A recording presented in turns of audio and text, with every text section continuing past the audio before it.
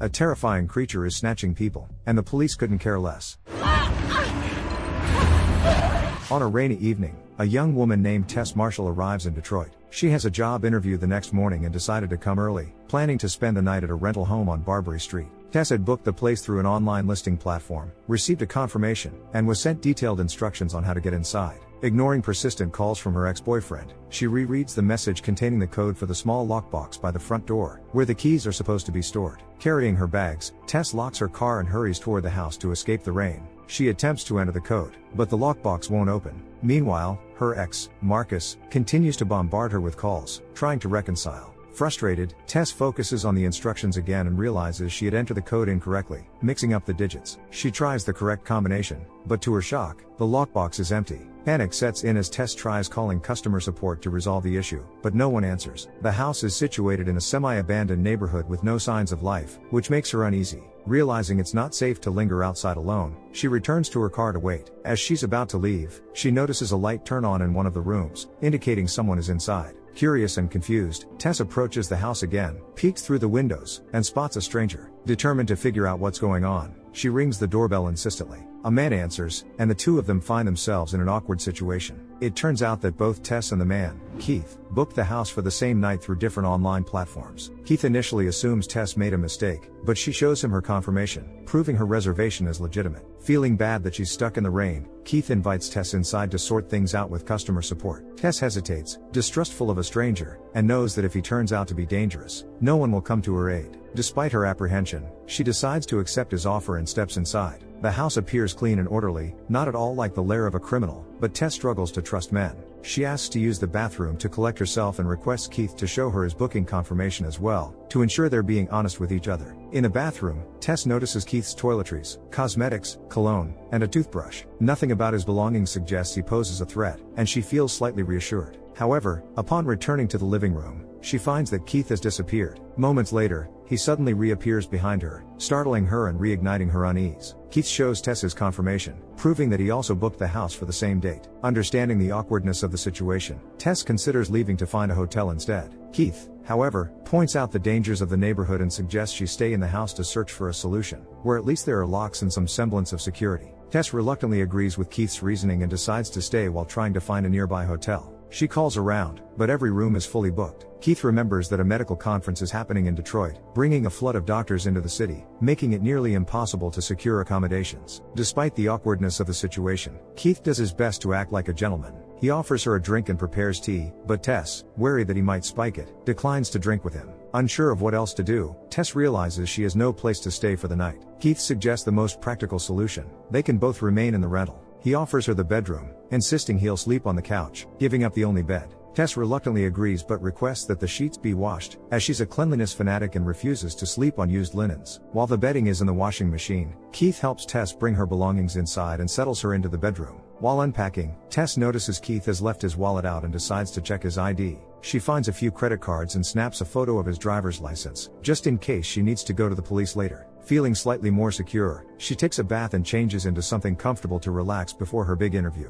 Keith informs her that the sheets are still drying and it'll take at least an hour. To pass the time, he suggests they open a bottle of wine and get to know each other better. Sensing her distrust, Keith makes a point not to open the wine until she's present. While Tess appreciates the gesture, she remains guarded, though she lets him have a small glass. Keith tries to break the tension by initiating casual conversation. Tess shares that she's in town for an interview with a filmmaker named Catherine. She's hoping to land a position as a researcher for documentaries, which impresses Keith. He's familiar with Catherine's work and encourages Tess, confident she'll do great. When Tess mentions that the upcoming project focuses on Detroit's struggling musicians, Keith is pleasantly surprised. As it turns out, he's part of a relatively well-known band that started in another part of the city. He rented the house while searching for a new space for his group and is considering it as a potential headquarters. Their shared conversation eases the tension between them, and Tess begins to trust Keith a little more. Later, when the bedding is ready, Keith helps her make the bed, adding his own quirky flair that makes Tess laugh. The moment helps them bond, and there's a spark of mutual affection. However, both recognize that they barely know each other and keep things strictly platonic for now. Keith wishes Tess a good night and heads to the couch in the living room. Still caught in the warmth of their earlier interaction, Tess forgets to lock her bedroom door. Later that night, she is jolted awake by the sound of the door creaking open.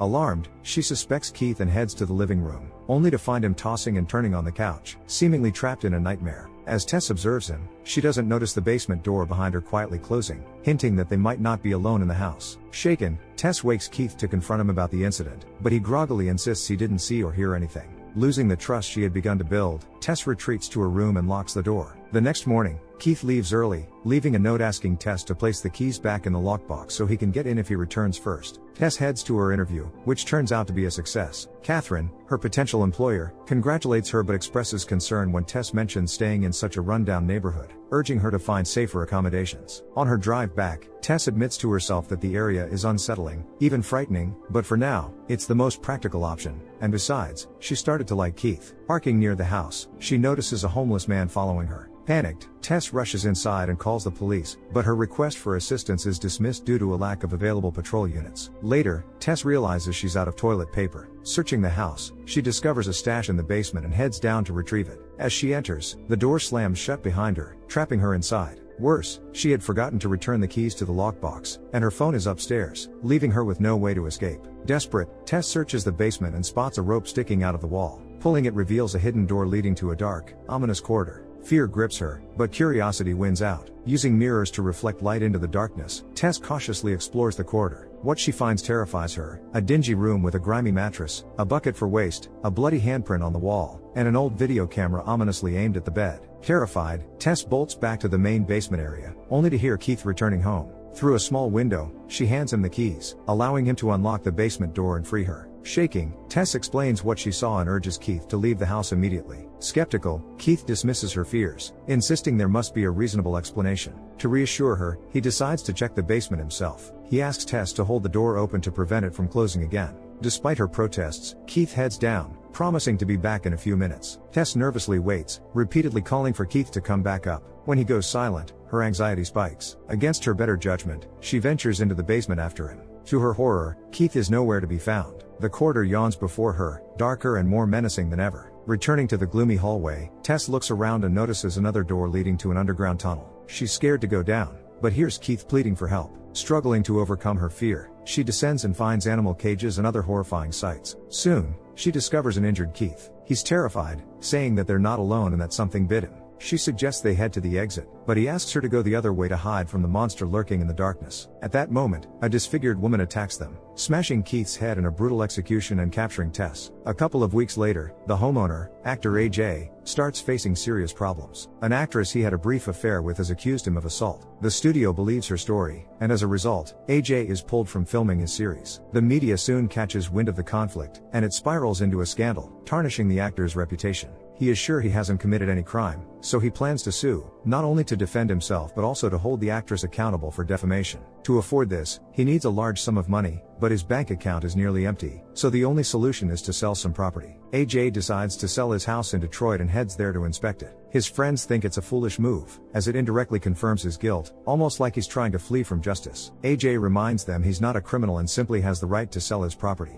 He arrives at the house and notices it's filled with someone else's belongings. He calls his manager to find out who is renting the place, and learns that the last tenants were Keith and Tess, who were supposed to have moved out weeks ago. The housekeeper won't come until the next guests arrive, so no one has cleaned up, which frustrates AJ. Later, AJ goes to a nearby bar to drink and try to forget his troubles. When he returns home, he again notices the forgotten items, clothes, books, and even a laptop. Everything feels suspicious, as no one would leave all this behind when moving out. The next morning, AJ remembers that the basement door was open when he arrived. He suspects that some squatters have moved into his house and are living in the basement. Threatening them with an imaginary weapon, he orders them to come out, but nothing happens. At the same time, he hears strange noises from the basement, making him believe someone is down there. Armed with a knife and a flashlight, AJ heads down, where he discovers a mirror in an unnatural position. It points to a secret door, and a rope sticking out of the wall opens it. In the dark hallway, AJ finds a room with a camera and blood-stained walls. Any normal person would be scared, but AJ decides it's good luck,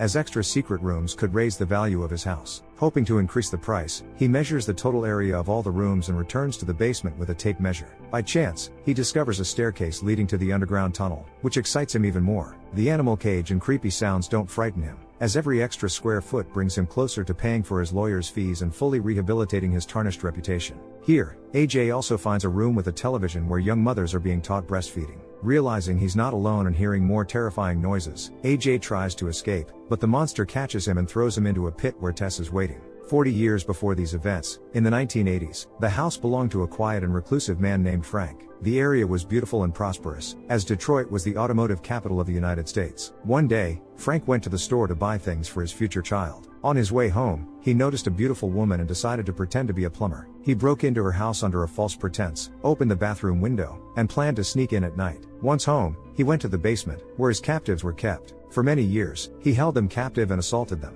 but no one suspected a thing. In the present day, Tess is treating AJ's wound and explains that the monster chasing them is a woman who believes she is the mother. AJ hasn't told anyone where he is, so it's unlikely anyone will come to help. Tess urges him not to upset the mother and to play along, pretending to be her child. Moments later, the monster appears and offers AJ milk from a bottle. Tess obediently follows the mother's demands, which has helped her survive here all this time. The mother offers AJ the milk, but he refuses, finding it disgusting. Tess pleads with him to reconsider, but he remains firm in his refusal. Enraged, the mother opens the pit and drags him into the room with the television, where she forcibly feeds him breast milk. Tess sees an opportunity to escape the pit. Carefully sneaking past the monster's lair, she accidentally knocks over a measuring tape, revealing her escape attempt. Realizing she has only seconds, Tess makes a run for it. The basement door is shut again, so she smashes a small window and tries to crawl out. At the last moment, a homeless man named Andre, who had been following her, helps her. The mother gives chase but can't catch her, remaining inside the house. Andre warns Tess that she'll be safe only until dark, after which the monster will hunt her down. The only place to hide is by the water tower, where Andre lives. Tess refuses, believing she must do everything she can to help AJ. While the mother is chasing Tess, AJ seizes the opportunity to escape. He can't find the exit from the tunnel, but discovers a secret door leading to a room the monster is afraid to approach. Inside, AJ finds an elderly man, Frank, who loves to watch television. AJ helps him drink water and moves a nightstand, unaware that a revolver is hidden inside. AJ decides to check the videotapes and is horrified by what he sees. Frank has been a maniac for all these years, kidnapping women. He would take them by force and film the process in a room with a mattress and bloodstains on the wall. Frank realizes that the police will be coming soon, so he pulls out the revolver and takes his own life. AJ grabs the gun and runs from the room, hoping to find his way out of the maze. Meanwhile, Tess reaches the nearest gas station to call the police. When the patrol arrives, she tries to tell them what happened. The officers treat her like a troubled citizen with no money or identification. Her appearance is disheveled, and the officers assume Tess is on drugs, thinking her story is the result of hallucinations. Tess convinces them to go to the house with the monster kidnapping people, but once again, the police refuse to take action. They warn Tess that they will arrest her if she calls again and leave for a more urgent call. At night, Tess breaks a window and sneaks into the house to grab the car keys. She plans to leave, but just as she's about to escape, the mother kicks down the door and rushes outside to catch her. Tess hits the monster with the car and crashes into the house, hoping she has managed to get rid of the mother. Tess heads to the basement to find AJ, but the terrified actor accidentally shoots her. The pair manages to get outside, but Tess realizes the mother has disappeared, meaning she's still alive. AJ and Tess head toward the water tower, where they meet the homeless man, Andre, who's willing to share his shelter with them. He tells them that Frank was a madman who not only abducted women but also newborn children, which led to the mutations and the birth of the mother. Andre believes the shelter is safe, but it's not. The mother finds them and brutally tears Andre apart. The couple escapes and climbs to the top of the tower, but AJ drops the revolver. Unable to think of any better way to defend themselves, he pushes Tess off the tower, forcing the mother to jump after her, as the monster considers Tess her child. When AJ reaches the bottom, he sees that the mother saved Tess, sacrificing herself in the process. Tess is still alive. As AJ tries to apologize, the mother recovers and gouges out his eyes before mercilessly killing him.